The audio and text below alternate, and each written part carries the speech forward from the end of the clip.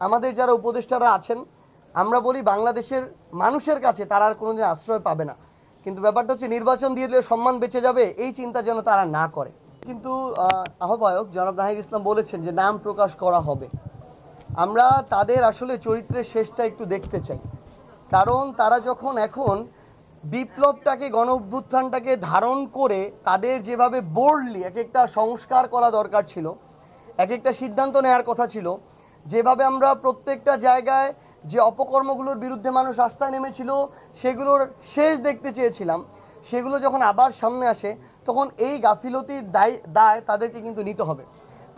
আমরা যদি তাদের জায়গা থেকে ওই রকম একদম স্ট্রিক্টভাবে আইন শৃঙ্খলা রক্ষার ক্ষেত্রে বলেন, বিচারের ক্ষেত্রে বলেন, পলিটিক্যাল যে ইন্টারফারেন্স এইটার ক্ষেত্রে বলেন, এরকম প্রত্যেকটা ক্ষেত্রে, আমলাতন্ত্রের ক্ষেত্রে দেখেন, আমরা যদি তাদের ওই বোল্ড সিদ্ধান্তগুলো পেতাম হয়তো আমাদের এই অবস্থা দেখতে হতো না।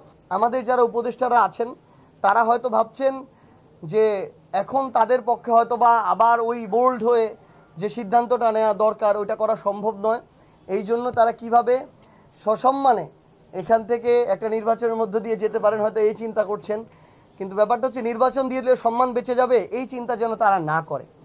কারণ এত বড় একটা অভ্যুত্থানের দায়িত্ব, এত শহীদার রক্তের দায়িত্ব শুধু একটা নির্বাচন দিয়ে যদি তারা শেষ করে এক্সিট নিতে চায়, আমরা বলি বাংলাদেশের মানুষের কাছে তারা আর কোনোদিন আশ্রয় পাবে না। সো যেটুকু সময় আছে আমরা চাই তারা তাদের দায়িত্বটুকু সাহসিকতার সাথে পালন করুক। এভাবে চুপি চুপি চলে যাওয়ার চেয়ে, দায় সারা চলে যাওয়ার চেয়ে সসম্মানে যদি একটা দেশের মানুষের জন্য কিছু করে বরং নিজে ক্ষতিগ্রস্ত হয়, ওই ক্ষতিগ্রস্ত হওয়াটাও সম্মানের। আমরা তাদেরকে আহ্বান করব তারা যেন অভ্যুত্থানটাকে ধারণ করে তাদের সিদ্ধান্তগুলো বাস্তবায়ন করে।